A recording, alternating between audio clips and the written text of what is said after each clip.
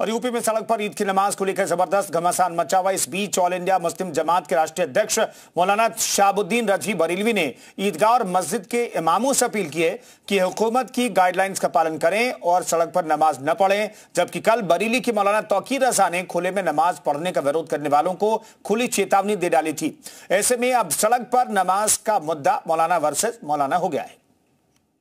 दरअसल आईएमएसी प्रमुख मौलाना तौकीर रजा ने तर्क दिया था कि अगर मस्जिद में जगह भर जाए तो सड़क पर 2 मिनट की नमाज पढ़ने में कोई बुराई नहीं है। इतना ही नहीं, उन्होंने विरोध करने वालों को चेतावनी देते हुए खुद भी खुले में नमाज पढ़ने का ऐलान कर दिया।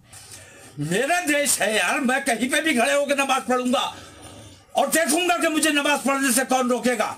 जब हम तुम्हें पूजा करने से नहीं रोकते हैं, हम तुम्हारे रास्ते की रुकावट नहीं बनते हैं, तो हमारे मजहबी मामलात में मदाखलत अगर करोगे तो फिर अब इसका जवाब दिया जाएगा। मौलाना तौकीर रजा यही नहीं रुके।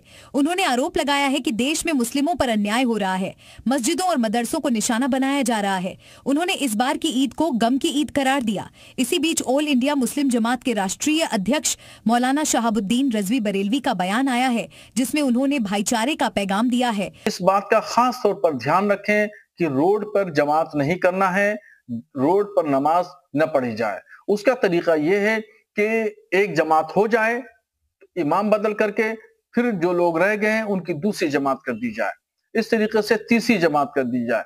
शरीयत ने इस बात की इजाजत दी है।